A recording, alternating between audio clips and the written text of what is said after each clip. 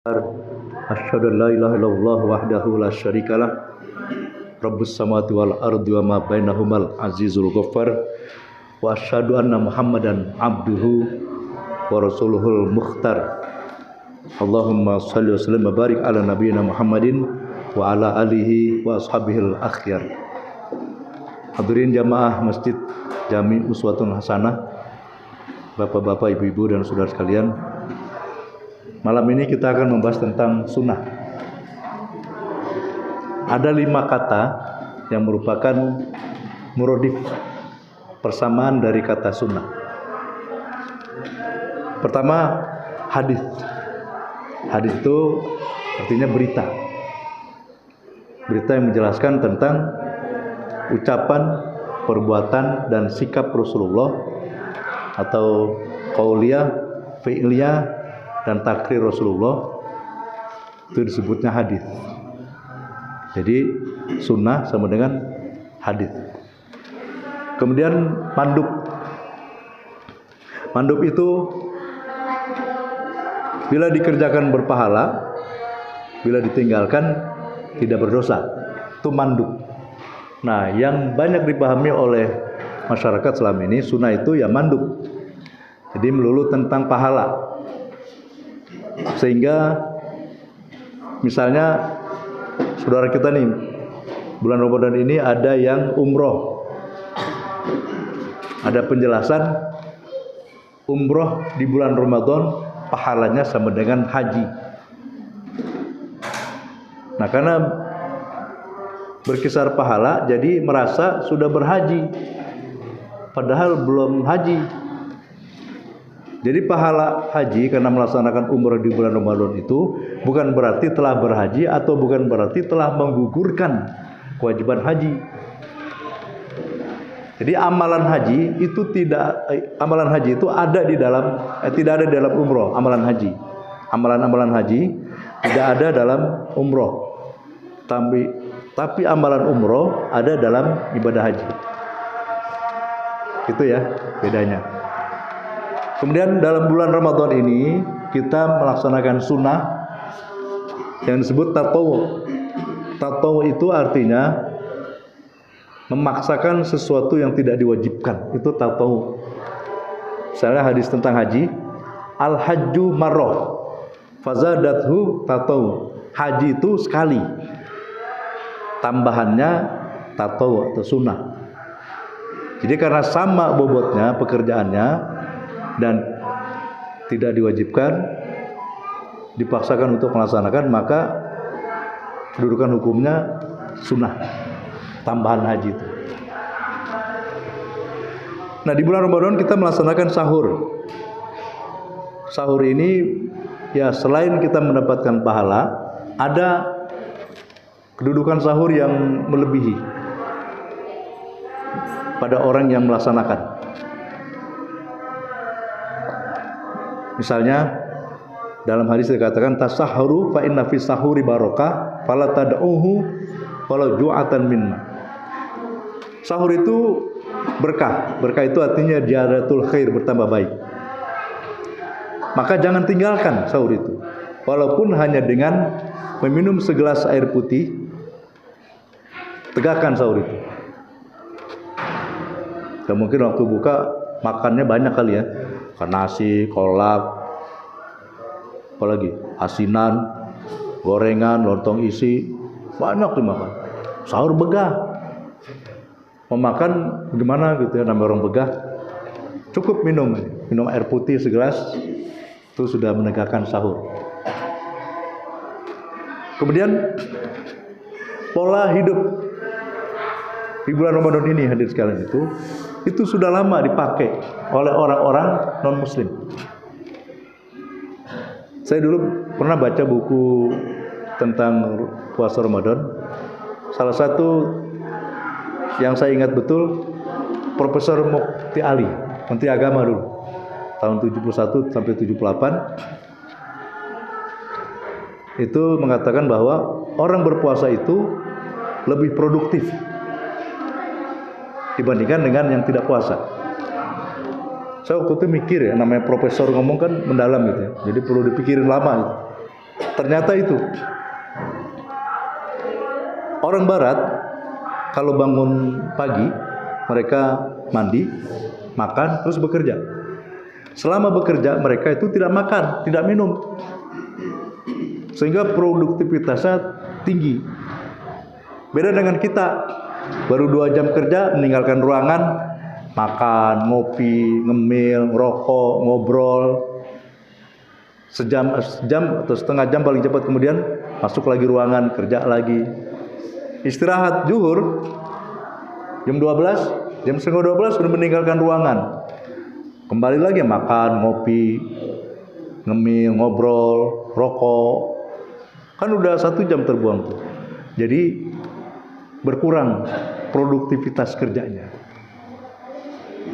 Nanti jam 2 keluar ruangan lagi, beli bajigur, ada kang rujak, beli rujak. Jadi makan kerjanya.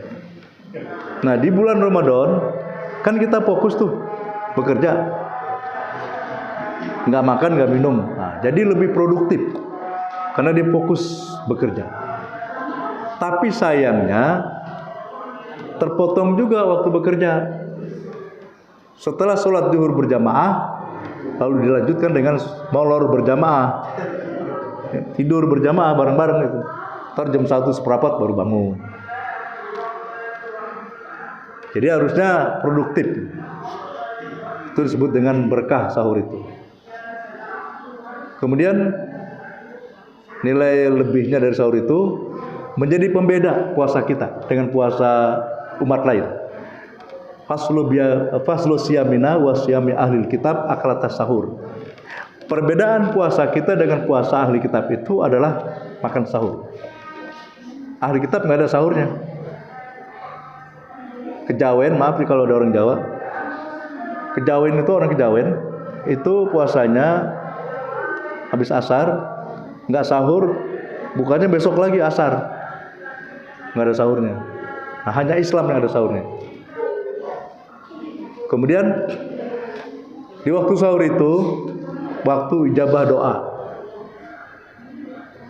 dan mendapat sholawat orang-orang bersahur itu dari Allah dan malaikatnya. Innallaha wa malaikatahu yusholluna 'alal musahirin. Sesungguhnya Allah dan malaikatnya itu berselawat pada orang-orang yang bersahur.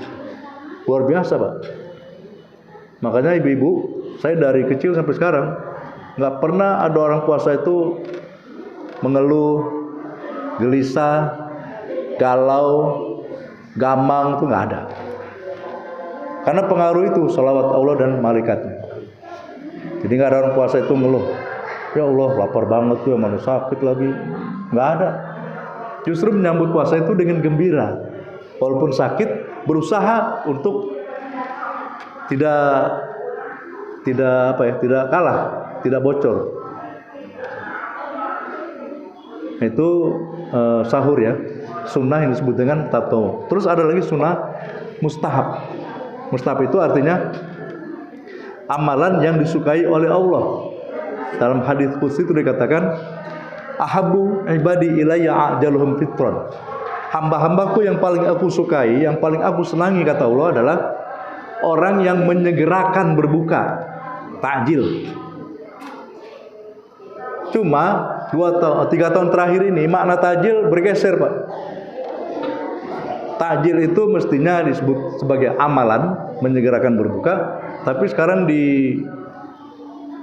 diartikan dengan makanan. Ibu mau kemana? Mau cari takjilan nih. Ternyata yang disebut takjilan itu lontong isi, gorengan, kolak pisang, bihun dan sebagainya. Bukan ya. Jadi maknanya harus kita kembalikan bahwa takjilan itu adalah amalan sunnah yang disebut mustahab, bukan makanan, bukan gegarsan, kata orang Betawi. Gegarsan lo ingetnya ya. Takjilan sampai dimaknai makanan. Itu amalan sunnah, jangan digeser artinya itu. Nah, terus ada istilah sunnah disebut dengan nafilah. Wa minal laili fatahajjat bihi nafilatal lak asa ayyab'atsaka rabbuka maqama mahmuda. Dan dari sebagian malam bertahajudlah sebagai tambahan ibadah buat kamu. Kelak Allah akan membangkitkan kamu di mahkamah mahmudah, tempat berdiri yang terpuji. Nah, jadi orang kalau tahajud itu selain mendapatkan pahala, makomnya terpuji. Dia berdiri di tempat berdiri yang terpuji. Terpujinya bagaimana? Yang jelas dia lebih bersih dari orang yang tidur. Orang tidur mungkin ilernya nempel di sarung bantal, lalu balik lagi ke pipi, bangun tidur kelihatan kerak ilernya. Kerak iler nembak kanan, kerak iler. Jadi kelihatan lebih bersih orang tahajud. Karena setelah bangun tidur dia buang air kecil, mungkin buang air besar. Apalagi kalau dia mandi, itu plusnya tuh. Jadi tolong dibiasakan mandi sebelum subuh, Pak, Ibu. Itu sehat, seger badan. Kalau subuh belum mandi, masuk ke masjid, sholat berjamaah, itu bisa kadang-kadang nggak enak ya. Bau sebelah kanan kiri tuh kebauan badan kita. Jadi kalau mandi udah sabunan, seger, kalau lagi pakai minyak wangi, wah enak, seger. Itu keterpujian kita. Terus kita minta tolong pada Allah. Luar biasanya itu. Doanya Rabbi adkhilni mudkhala shidqin wa akhrijni mukhraja shidqin waj'al li min ladunka sultanan nasira. Ya Allah, masukkanlah aku bersama dengan orang yang dimasukkan ke tempat masuk yang benar. Yang artinya kalau kita bertetangga, tetangganya benar semua gitu, baik-baik. Kemudian kalau kita dagang, teman dagang kita itu baik semua gitu, jujur, amanah, tanggung jawab, perhatian, empati, simpati dan sebagainya. Kalau kita bertetangga, tetangga semua baik, enak. Wa akhrijni mukhraja shidqin, dan keluarkanlah aku ke tempat keluar yang benar bersama orang-orang yang selalu mendapatkan solusi yang benar. Waj'al li min ladunka sultanan nasira, dan jadikanlah buat aku dari sisimu seorang yang dapat menolong aku. Pernah nggak Bapak Ibu ditolong oleh orang yang tidak dikenal? Itu Allah yang menggerakkan hati itu. Kita minta tolong pada Allah, Allah yang menggerakkan hati seseorang, lalu orang itu menolong kita. Misalnya kita jalan suatu tempat yang belum pernah kita lewat situ, ada lubang, ada yang bilangin, Bu, Ibu, tuh ada lubang di depan, Bu, hati-hati, belok kiri aja. Karena ada orang juga yang ada lubang gak dikasih tahu tuh orang lewat. Kalau orang kejeblos dia seneng tawa tuh, tepuk tangan, wow kejeblos. Emang gak enak kejeblos? Nah, ada yang begitu. Nah, tapi ada juga orang yang berusaha menyelamatkan orang lain, menolong dengan memberitahukan itu. Kadang juga kita menghadapi masalah keluarga, terus kita hadir Jumatan, terus khotibnya berkisah tentang keluarga, urusan keluarga, lalu dia memberikan solusi terhadap masalah-masalah itu. Kita yang sedang menghadapi masalah keluarga, oh ya Allah, benar juga ya, pas banget dengan masalah yang saya hadapi. Nah, itulah seorang yang menolong kita dengan kehendak Allah. Allah gerakan dia untuk memberikan cerita, kisah pas dengan keadaan kita, terus ada solusinya juga. Itu luar biasa.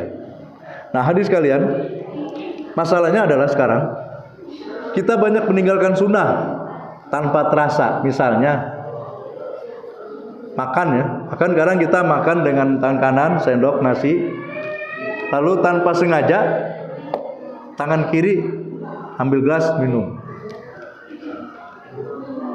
Yang kanan bagus, sunnah. Wakul biyaminika wakul mimma yalik. Makanlah dengan tangan kanan lalu ambil dari yang terdekat. Tapi minumnya tangan kiri. Asyaitonu ya'kulu bisimalihi wa yashrubu bisimali. Syaitan itu makan dengan tangan kiri, minum dengan tangan kiri. Nah, jadi kalau kita minum dengan tangan kiri, apalagi makan dengan tangan kiri, itu berarti kita mengikuti syaitan, bukan mengikuti Nabi. Nah, dalam bergaul, saya senang tuh ngelihat tadi daftar orang-orang memberikan konsumsi takjilan ya. Ada daftarnya gitu. Seneng, makanya tadi sholat Isya saya mulai surat Al-Baqarah 274. Alladzina yunfikuna amwalahum bil-laili wan-nahari sirran wa 'alaniyatan falahum ajruhum 'inda rabbihim wala khaufun 'alaihim wala hum yahzanun. Orang-orang yang menginfakkan harta mereka baik di waktu siang maupun malam, bagi mereka itu pahala dari Tuhan yang tidak ada putus-putusnya. Karena ngeliat itu tuh. Kemudian dalam hal sholat tarawih misalnya ya, itu mudah-mudahan di sini enggak gitu. Banyak jamaah maunya yang zona aman gitu. Kalau sholat tarawih maunya juz amma duha ke bawah gitu. Tapi ada dua tuh yang jarang dibaca, surat Al-Alaq sama Al-Bainah, karena panjang kali ya, jadi nggak dibaca.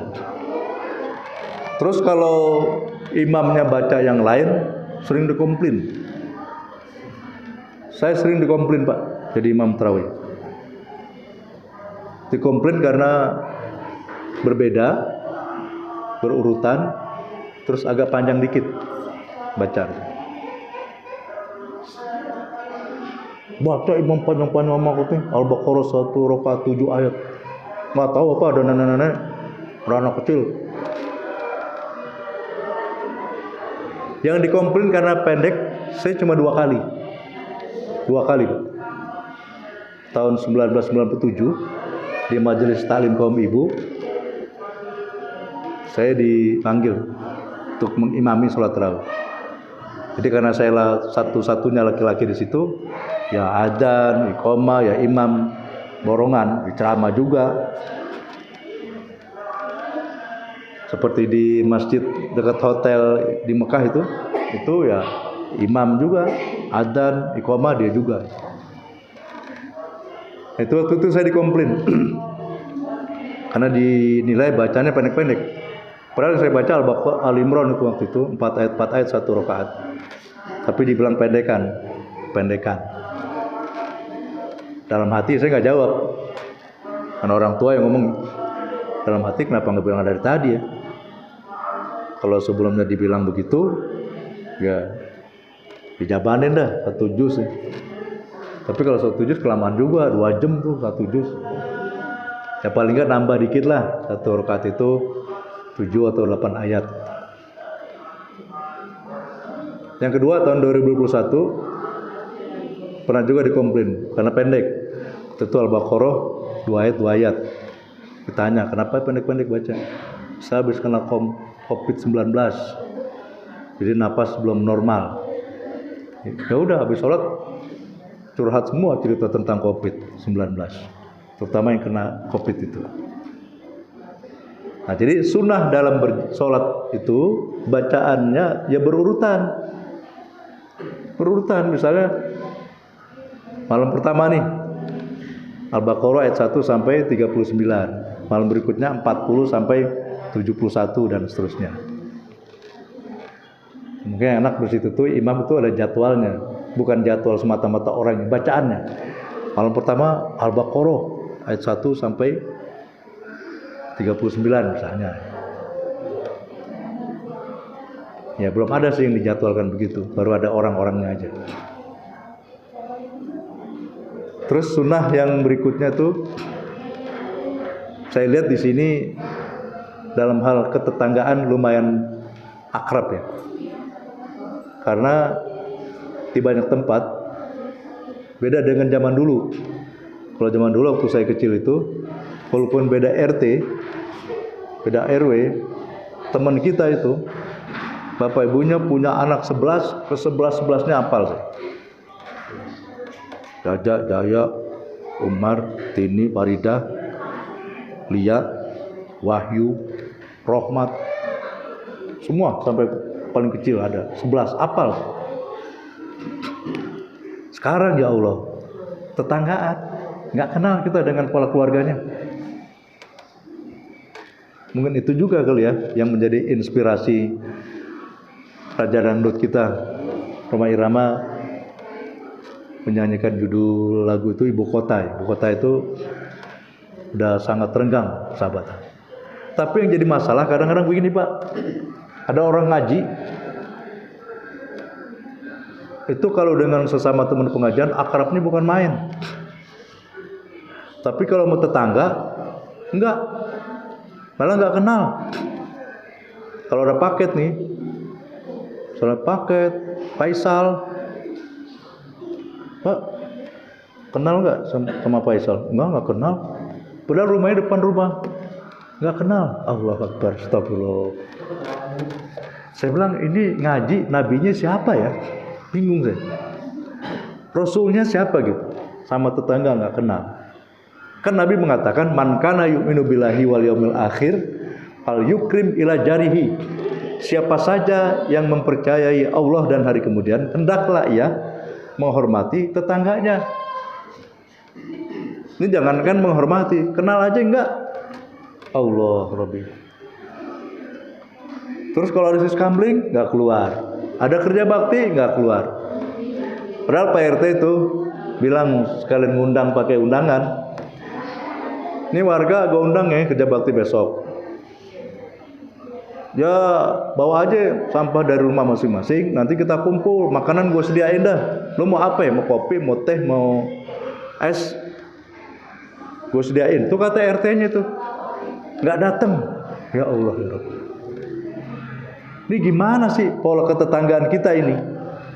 Padahal kan Nabi kita itu sudah menjelaskan supaya kita menghormati tetangga. Tapi ini tidak diamalkan. Yang lebih parah lagi kalau tetangga meninggal nggak datang. Mestinya kan datang gitu. Mbok ya datang sebentar gitu. Doa di sisi jenazah, Allah maghfirli walahu wa aqibni uqbah sana. Ya Allah ampunilah aku, ampunilah dia, dan gantilah dengan ganti yang lebih baik. Ini nggak datang. Tapi kalau giliran teman pengajian Pak, rumahnya di Depok, habis subuh udah dari stasiun kota, mau berangkat ke Depok. Jadi itulah yang terpenting adalah kita pengajian itu bagaimana mengimplikasikan, mengamalkan isi pengajian, menghormati tetangga. Nah, untuk mengakurkan tetangga, mengakrabkan tetangga, sama-sama menghormati, yaitu kalau ada kerja bakti, ayo keluar semua, keluarga kumpul. Itu kesempatan kita untuk berkumpul. Jangan kalau ada kebakaran doang kumpul. Di waktu biasa coba kumpul. Ada kerja bakti, siskamling, kan gantian tuh siskamling. Jadi saling menjaga satu sama lain. Ini untuk mengharmonikan hubungan ketetanggaan. Terus man kana yu'minu billahi wal yaumil akhir falyaqul khairan aw liyasmut. Siapa saja yang beriman pada Allah dan hari akhir, mempercayai Allah dan hari kemudian, hendaklah ia berkata yang baik atau diam. Nah, kita sayangkan ya, kadang-kadang saudara kita yang ngaji nih suka ngomong bid'ah, bapaknya dikafirin. Ya Allah, siapa nabinya ini? Bingung saya. Orang tua dikafir-kafirin Pak. Padahal yang sekolahin, yang kuliahin dia orang tuanya, tapi dibilang kafir orang tuanya. Sedangkan Al-Quran bilang, wa in jahadaka ala an tusyrika bima laysa laka bihi ilmun fala tuti'huma wa shahibhuma fid dunya ma'rufa. Dan andaikan kedua orang tua kamu mengajakmu dengan sungguh-sungguh pada kesyirikan agar kamu menjadi musyrik, jangan ikuti keduanya. Tapi bergaulah dengan mereka dengan cara yang baik. Wa shahibhuma fid dunya ma'rufa. Bukan dikata-katain orang tua. Jangan. Kalau saya keras tuh kalau ngomong gitu. Ini Nabi ente siapa sih? Rasul kamu tuh siapa? Kok sama orang tua begitu amat sih? Sama yang lain bilang bid'ah gitu. Orang silaturahmi menjelang Ramadan, mantu ke rumah mertua, anak ke rumah orang tua, dibilang bid'ah. Itu silaturahim itu masa bid'ah sih? Kan Nabi bilang ya ayuhan nas afshus salam wa atimut ta'am wa silul arham.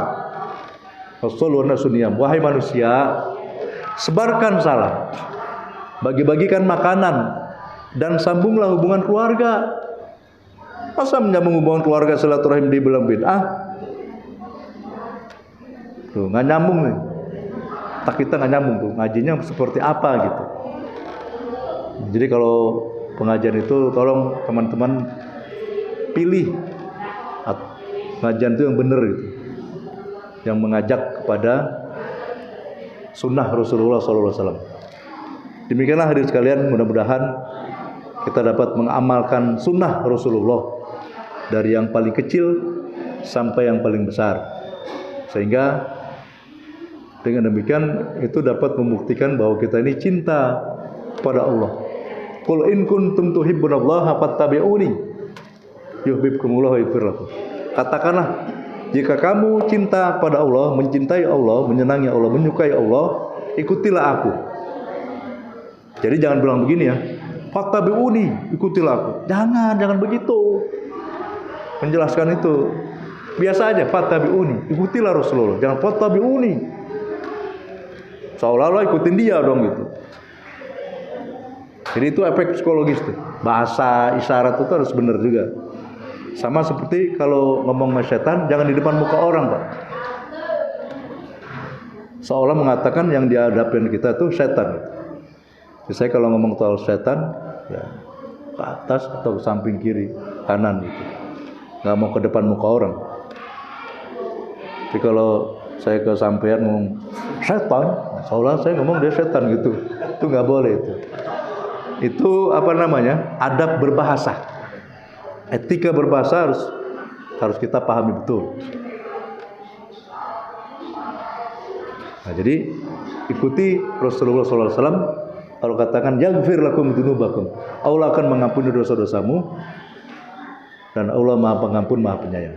Mudah-mudahan bermanfaat. Lebih kurang mohon maaf. Subhanakallahumma bihamdika asyhadu an la ilaha illa anta astaghfiruka wa atubu ilaik. Assalamualaikum warahmatullahi wabarakatuh. Waalaikumsalam warahmatullahi wabarakatuh.